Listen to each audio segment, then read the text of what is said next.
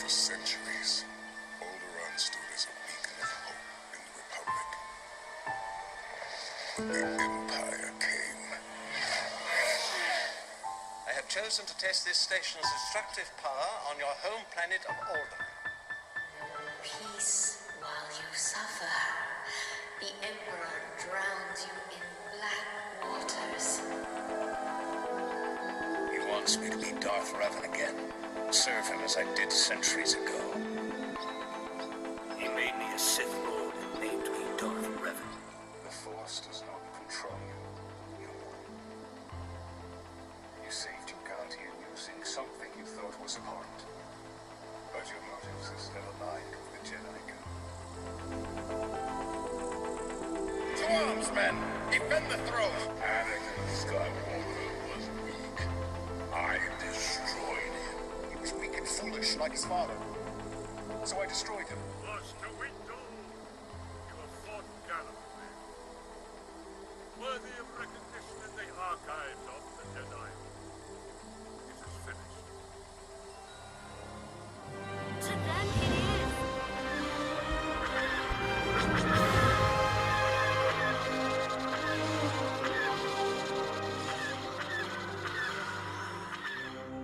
I have been waiting for you. Is it true? Hey guys, and welcome back to State of the Galaxy. It's Alex, And Robert. and so this is your first time, Robert, on the Star Wars show. First, official time. Yes, because I you briefly interrupted way back then. you were on episode 2 when we had Yeah. other Robert doing some stuff for us. But what we're going to do today, because we haven't done it for a couple of weeks now, is we're going to go through the Star Wars questionnaire, but this time with you. Okay. So let's start off really simple. Would you be a Jedi or would you be a Sith for questionnaire? Why is that? Just, I'd like a Jedi mindset more than a Sith mindset. Yeah. I feel like, though it can be a bit restrictive, it's ultimately healthier than passion and rage all the time. And Fair. burning yourself out. No, fair enough. Good choice. And what is your favourite world or planet? And this can be Legends as well. We also incorporate the two.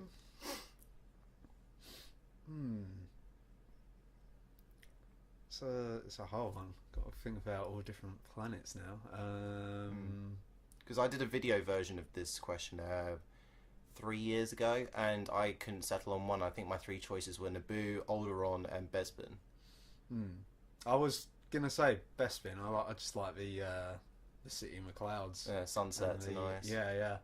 And thinking back to the original Battlefront game, the Bespin map on that was great. There's like loads of platforms and different levels to it. It was great. But so I'm thinking like Bespin. Do you like Coruscant as well? Just because it's obviously so different from conventional real world planet. We haven't got cities everywhere. No. So I feel like it's toss up between those two. Okay, fair play. So the question 3 is a bit of a mouthful, so we'll go through it together slowly. It's lightsaber type, colour, and combat style. So we'll go combat style last, and I've got all of them written down, so we can go through those. Yeah, but sweet. first of all, lightsaber type. So what hilt would you have? Probably standard hilt. Standard hilt? Standard hilt, single bladed. Okay. And this is also a standard blade as well? Yeah, standard blue blade. Yeah. Yeah, Okay. So yeah. for the Jedi Knight, nice. Okay, nice choice. Is there any character that we've seen, be it Legends or canon, that has the kind of hilt that you might like to have? I mean, I mentioned to you earlier, I do like the Obi-Wan's hilt from episode 1. Yeah. Not sure why, I've liked the design since I saw it as a kid. I also thought what might be cool would be like a hilt with like wood inlays. Okay. Like a combination of wooden materials and metal, and the like plastic that you see on the most hilts. But I feel like just like wooden inserts might make it feel a bit more unique amongst the rest of the standard hilts. It would also be nicer to hold, and it wouldn't be the first time that we've seen a wooden hilt, because No. one of the Jedi Padawans that you see in the Clone Wars. Oh, right. When he gets his Kyber crystal, he's a Wookiee and he has a wooden, Oh, right. he has an entirely wooden Entirely. lightsaber hilt. I'm guessing the inner workings are some probably. kind of metal. Although saying that, and I'll just call him the David Tennant droid because it was David Tennant who did the voice acting for the droid. He stated that this wood was just as strong as the metal or the metallic material. Well, the trees you see on Kashyyyk in episode 3, they're huge, aren't they? Yeah. So they must have the necessary strength to just to support hold that themselves. structure. Yeah, exactly. Yeah. So, So they're probably I can believe that. stronger than your average birch tree. Yeah. Okay, so we're now going to go into combat style. So there are 7 types of lightsaber fighting form. We'll go through them all. The first one is called Shicho, and it's like basic sword fencing, and it's used mostly by younglings when they're being taught, but can also be useful for big groups of enemies, and famous users include Kit Fisto and Yoda.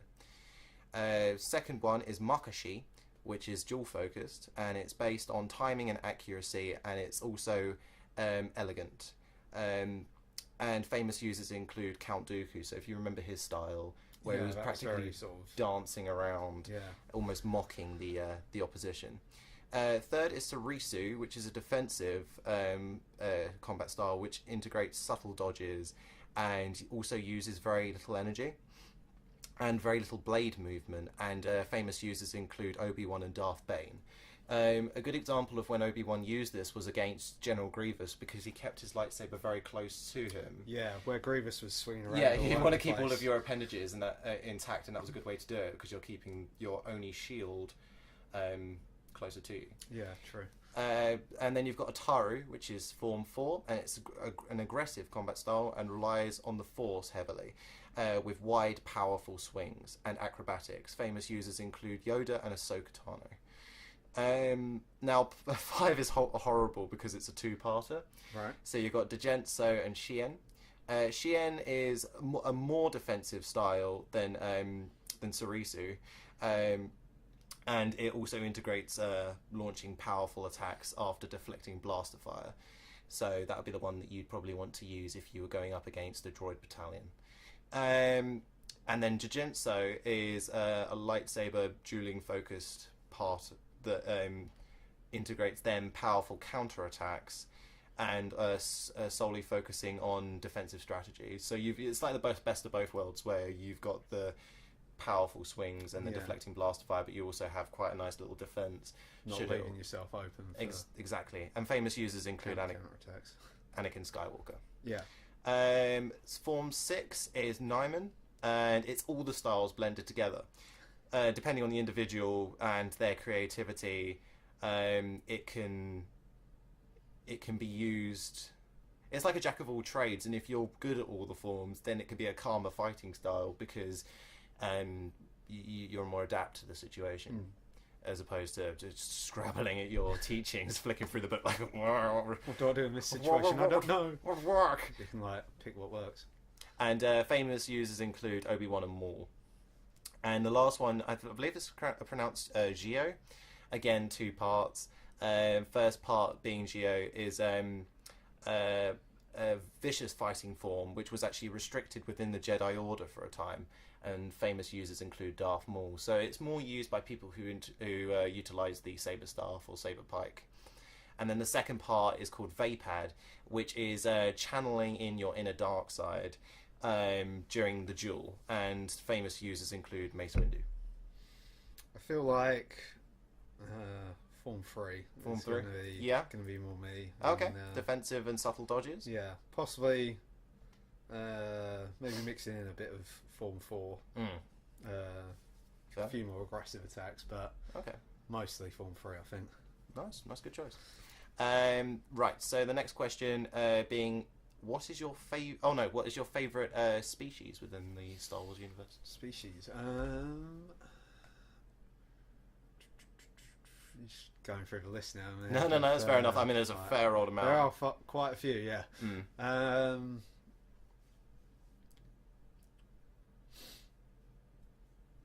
mean, Twi'lek's a good choice. Yeah. Mandalorian, is that a separate species, or In a are way, they technically humans? they are or is it technically- just a separate culture rather than a separate species? Sort of like Carillion versus Naboo.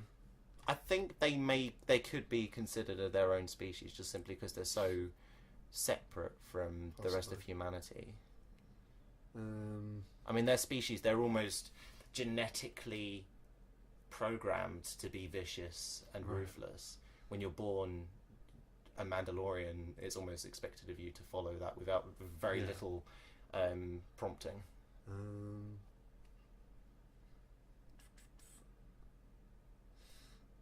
I mean, Mon Calamari, that's a interesting species. Yeah, and we've had a Mon Calamari Jedi. We've Yeah. obviously we had Admiral Akbar And General Radis. and General Radis, and various Mon Calamaris throughout the series. Yeah, there was a bunch of support crews on both those ships, weren't there? Yeah. Um, So they're definitely prominent within the Star Wars story Yeah. even now. I mean, like, first, like, proper alien species that you get really attached to. Gotta be the Wookiees. Yeah, no, fair. That's a Because very nice choice. I like the designs of all their armour and everything that you see in Episode 3 and their ships. I like the way that they're sort of more, not necessarily insecty, but, you know, a bit more natural than a Yeah, standard speeder. they fit the kind of Kashyyyk setting quite nicely. Yeah, yeah. They've really become one with their surroundings. Yes, but also adapted to the times. True, which true. Sometimes Yes. you don't. So you see that quite a lot actually in the Clone Wars when they go to planets that don't want to get involved in the war.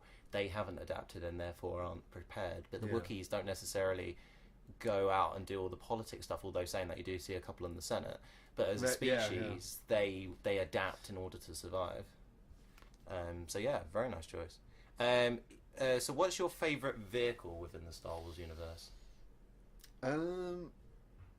I mean, classics from the original trilogy, like the Falcon, X-Wing, Yeah. they do have they're very cool. Mm. But I just really like the design of the Jedi Starfighter from Episode 3. I don't know what it is. I just like the sort of bubble cockpit with the wings on the side Yeah. and the sort of not dead space, but you know, the open section between the two wings that acts as a sight line for the cockpit. I like that as well. The cockpit has an outrageous amount of sight, more so than a TIE fighter. Oh yeah, there's a load because it's got the entire canopy bit, hasn't it, as well, which it gives you a massive field of view plus the window at the front. So for visibility, that's a pretty good one. No, indeed, definitely. I can't remember what I chose for mine. I think mine was the A-Wing, Oh yeah, just because I loved using it in Battlefront 2. It was the quickest. yeah. Doing bombing runs and things like that. And I think I may have also picked a destroyer, but it was a long time ago since I did that. So if you were a Jedi, which master would you have? I feel like I'd get on with Obi-Wan. Yeah, I feel like you would. No, fair play to you. Right. His calm demeanour. Yeah.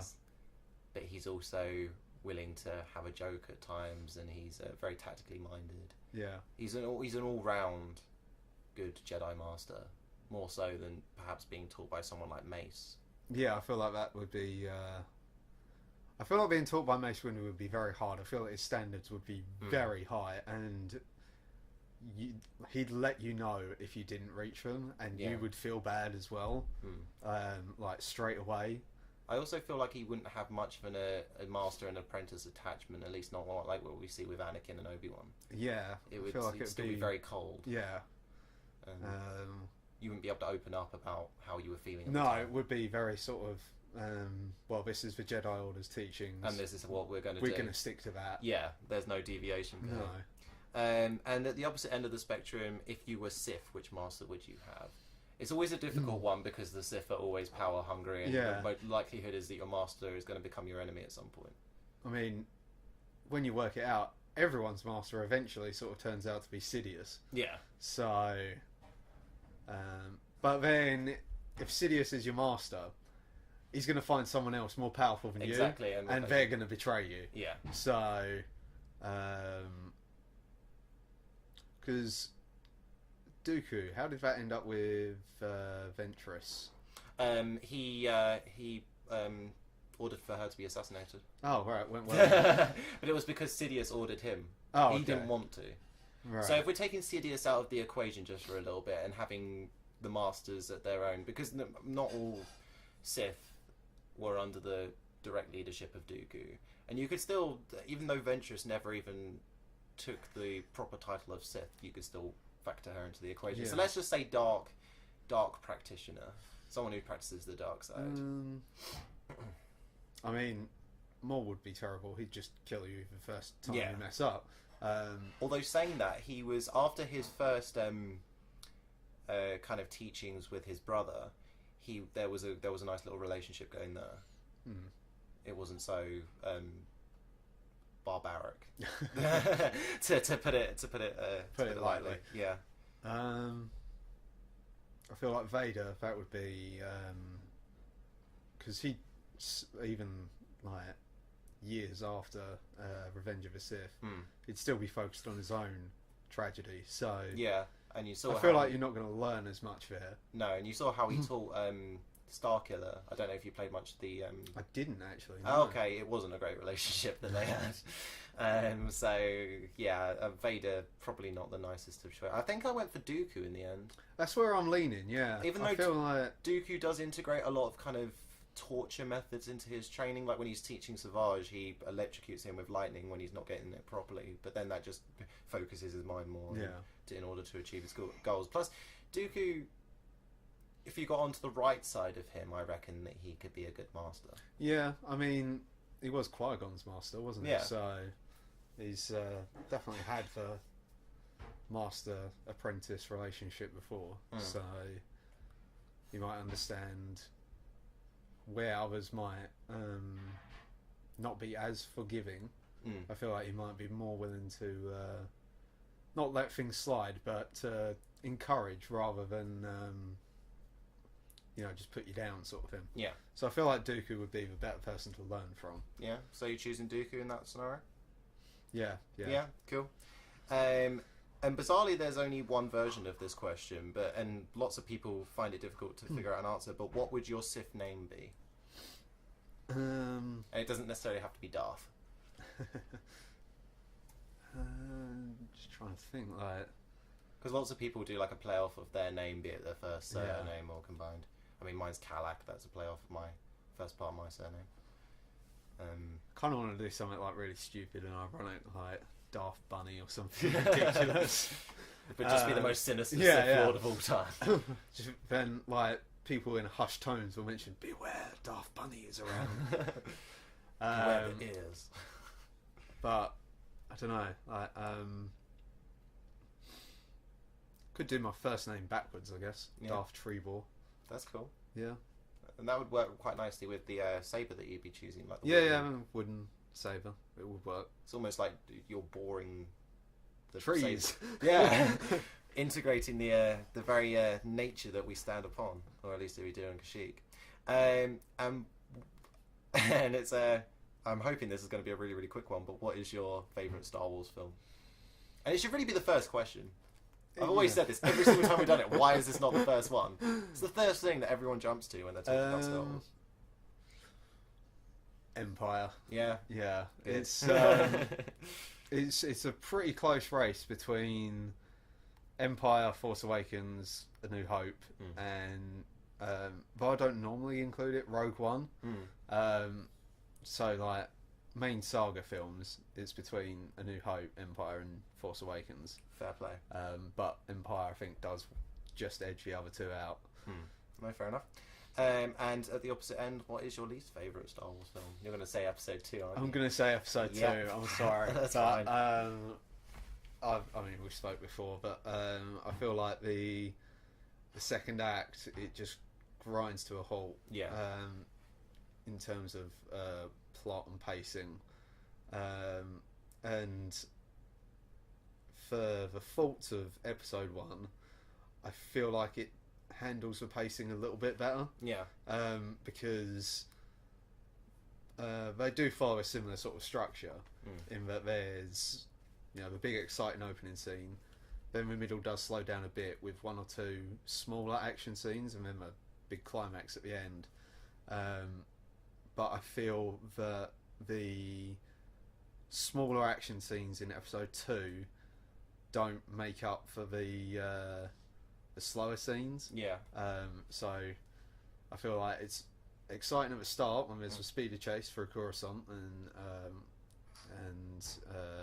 tracking down Zan Weasel and then finding out who Jango Fett is. Well, seeing him, launch away. The actual finding out, that's where I feel like the pacing breaks down a bit. Yeah. And then the end, as I said earlier, from like the arena scenes in Geonosis, I feel like that really kicks it back up into high gear. But that middle section is the thing that derails it. Yeah. No, fair play. And I get why they did have to slow things down, because they did have to obviously give a lot of information about the clones and the separatist movement and everything, but I feel like it could have been done in a more engaging way. Fair play. I still enjoy the film overall. Yeah. But just out of all the others. Yeah, it's going to be like the weakest. No, fair play to you. And I can see why lots of people are... Would you say that it's out of most of Star Wars fans, because being part of, I think it's now 23 Star Wars fan pages, you get the impression that it's actually Star Wars Episode 2 that's the least liked, as opposed to Star Wars Episode 1. Well, I mean, it might... it sort of depends, I think, on the age of the person who's rating it. Because I feel like people who are sort of towards the other end of their 20s, in their 30s, that sort of age group, who saw the original trilogy and then saw the prequels when they were like 10 years old or whatever. I feel like they rate episode 1 more harshly because it was a disappointment. They're not necessarily rating it on their own, or on the film's own, merits. Because I rewatched it a few weeks ago and I was actually surprised at sort of how much I was getting into it. Because when in episode 1 where they're seen on Coruscant where they'll decide to go back to Naboo, and the triumphant music kicks in and it's like exciting, I was like, yeah, let's go back to Naboo, let's get into this. But so I feel like it's not as good as the originals, episode 1, and especially these days some of the effects look quite dated, like some of the CGI is very obvious, and some of the acting is not amazing. No, fair. But I feel like if you're willing to go with it, it can be enjoyable. Yeah. If you're not expecting as good as the original films, then I feel like if you temper your expectations, you can sort of go with it. Yeah, that's fair play. So, if you were to write a Star Wars story, what would your story be about? I kind of want to see... Well, there's a few things I'd like to see. Mostly sort of in the prequel era. But I've mentioned before, not necessarily as a film, but possibly as a comic or as a novel or something. Seeing... this isn't my original idea, by the way, I'm just putting that out there. I saw it on Twitter, I think, a few months ago. Seeing a story where Padme is engaged in like a political thriller sort of thing. Yeah. Either with like the early separatist movement or some sort of dispute or something between Naboo and another system, and seeing how like political thriller, something like just trying to think of like an example now. Not quite a proper political thriller, but how in Captain America: The Winter Soldier, it's dealing with like government conspiracy and that sort of thing, and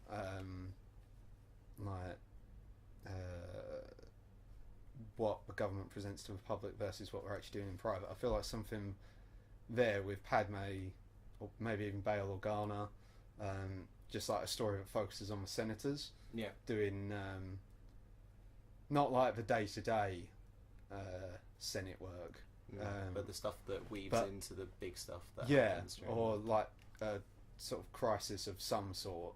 Because you had the Naboo crisis, which Yeah. kicked it all off. So something similar to that, maybe smaller in scale, but Sidious wasn't actually involved in or something.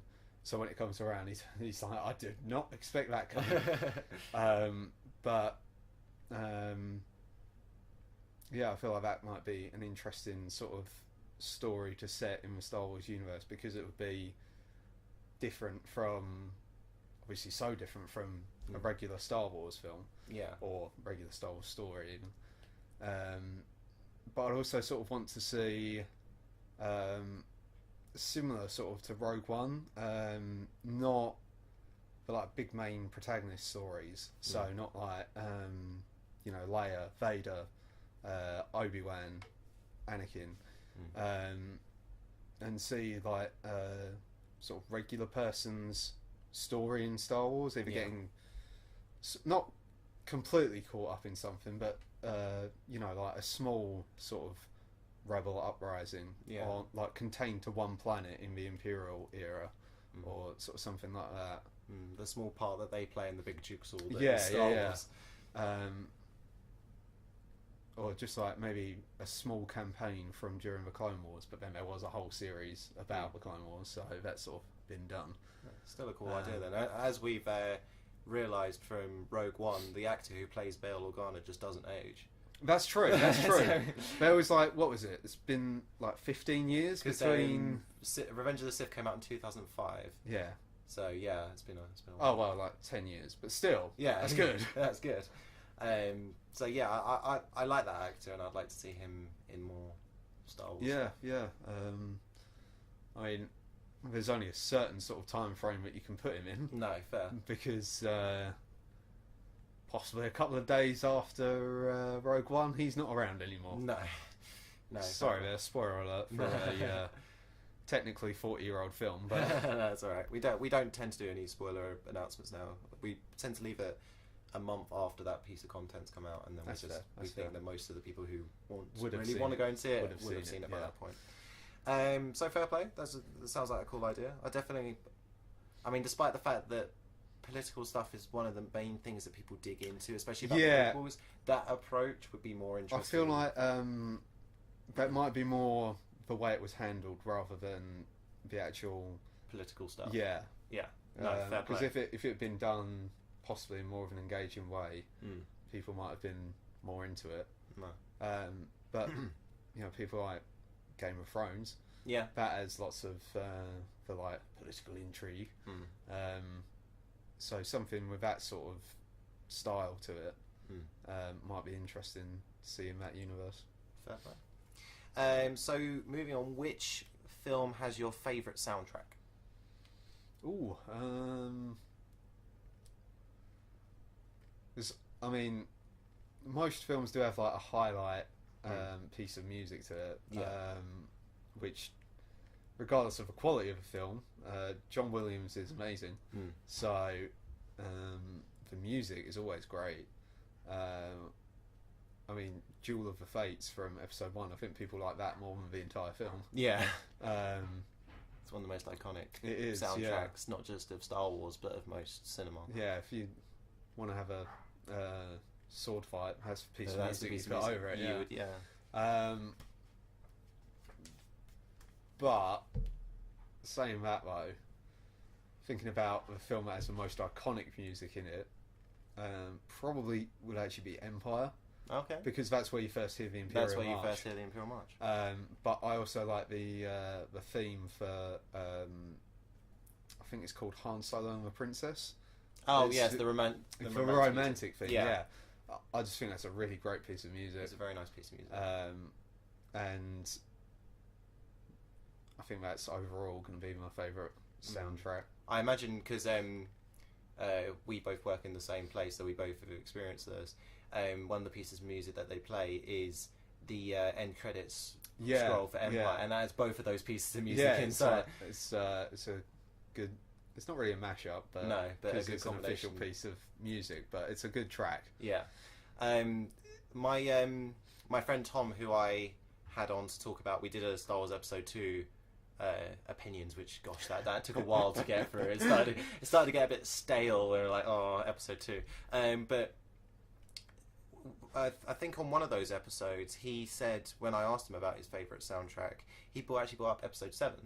And he brought up the piece of music where Kylo Ren's talking to the Mask of Vader. Yeah. And then it's just that kind of drony Imperial March. Yeah.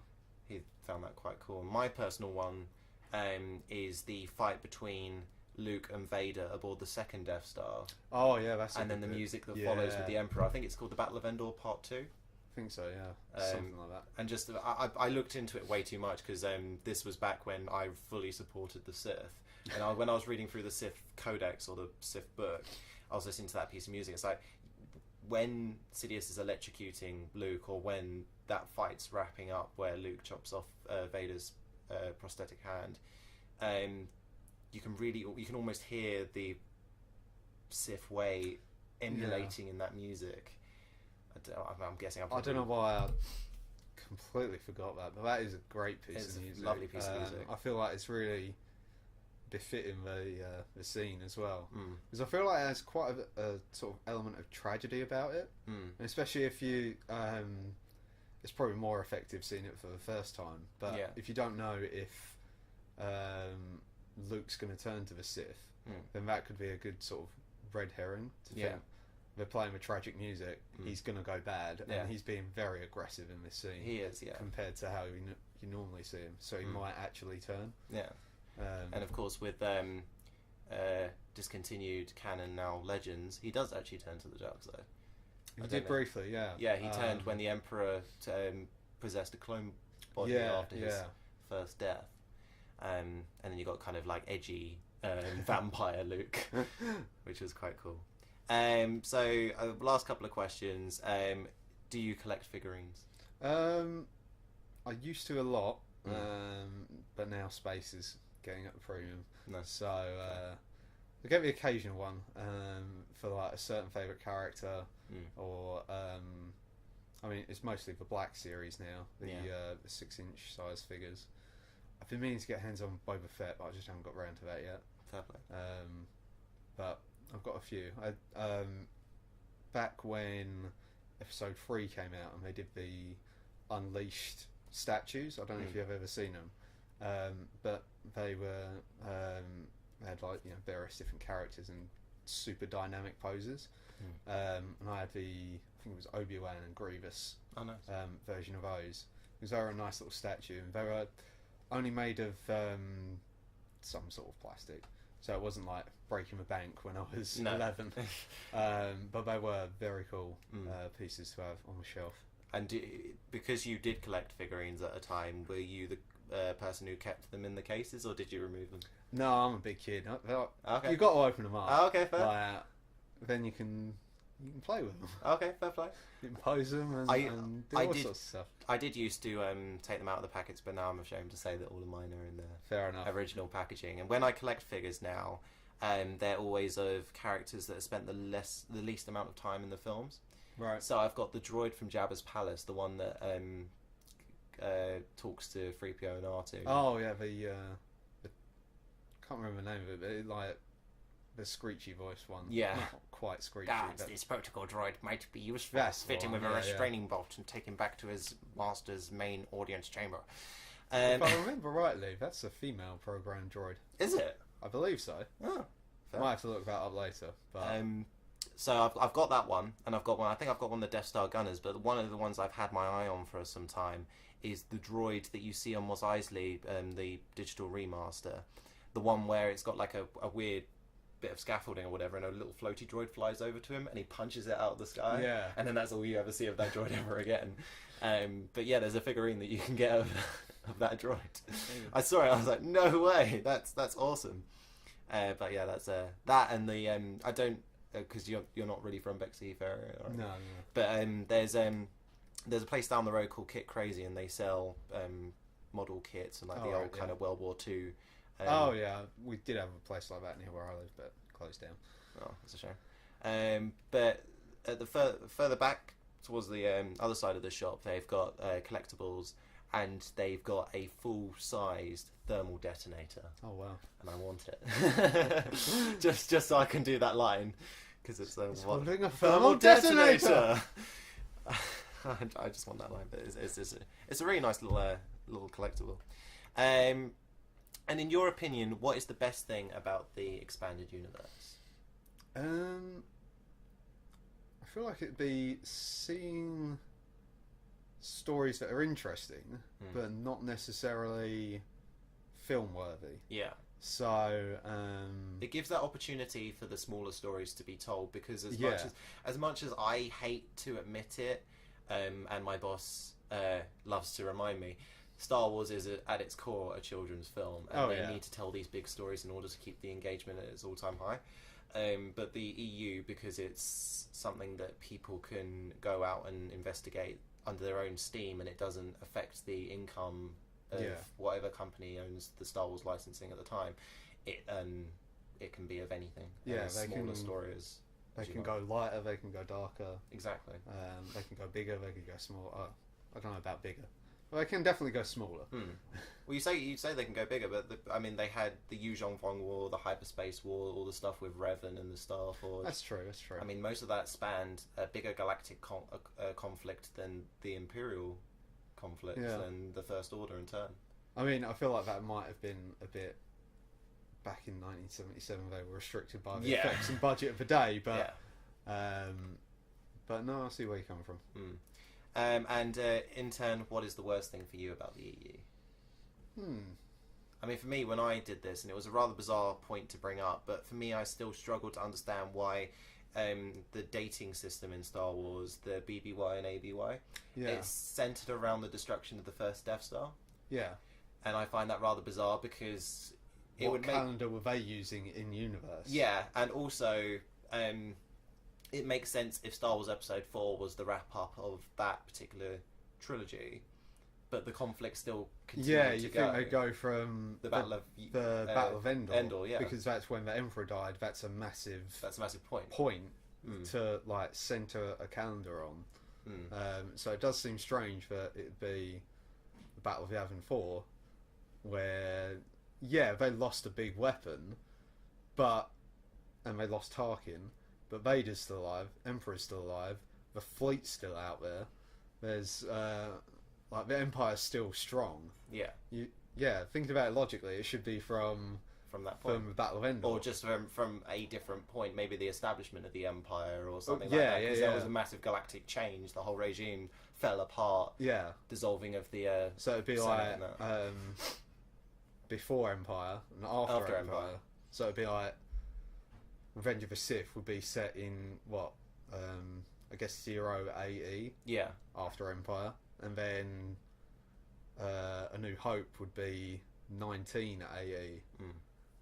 Yeah, that would make more sense than it is a bit of a random point. It is, but I don't know whether that whole dating system started as far back as 1977.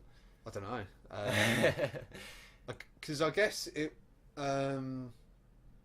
I can see why it was done like out of universe, but I don't know why we don't change it, because now that, like you say, there's the Battle of Endor, destruction of the Second Empire, that would be, or formation of the Empire, that's a more logical choice to start a dating system from.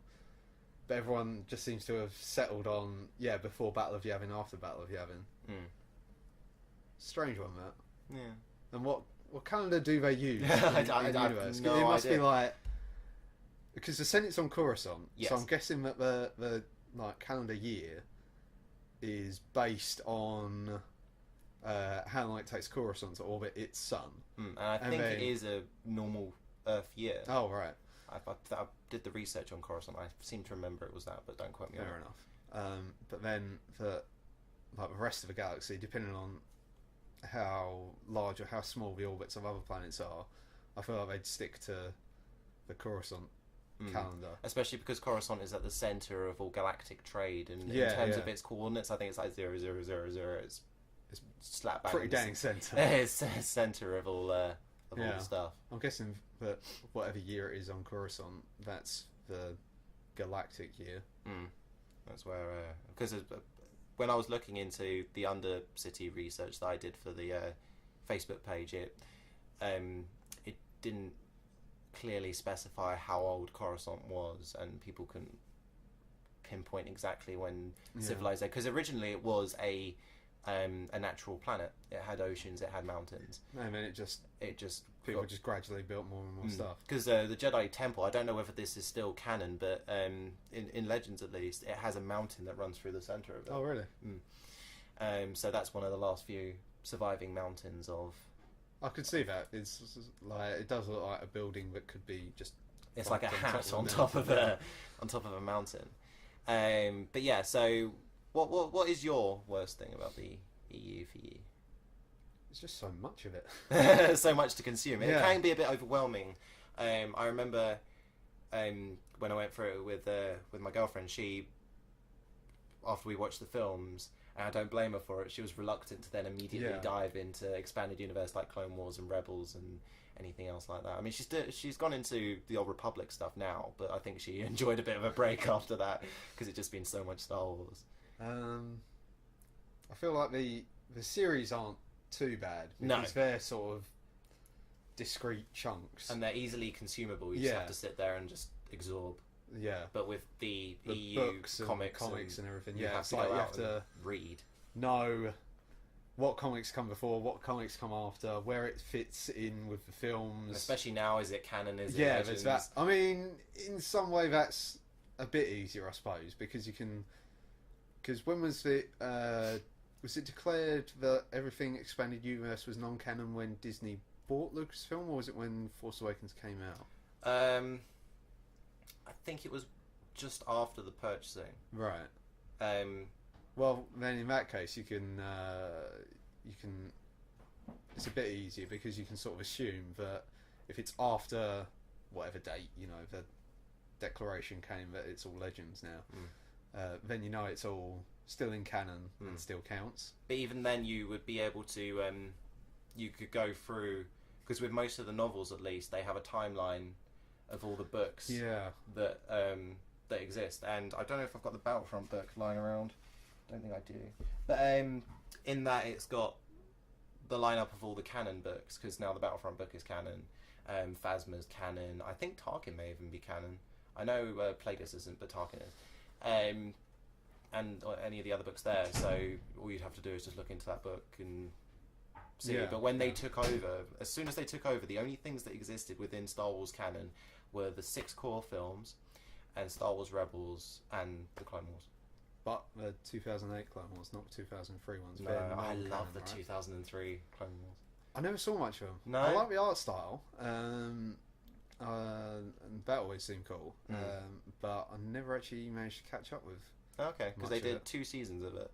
And they've got the whole lot on YouTube. And they've combined it all, so just sit down and just absorb.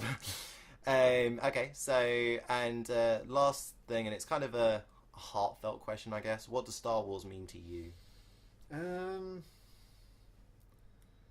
I mean, it's sort of a lot of things. It's I like the imagination in it. I mean, I like the cool spaceships. I like the laser swords. I like the laser guns. It's all cool stuff. And I like the characters and their personalities and everything. But it's also sort of nostalgia because grew up like watching the original films on VHS. We both did that. Then as the prequels were released, and I'm small kid, I was like 6 when Phantom Menace came out, so that's like one of the first films I saw at the cinema.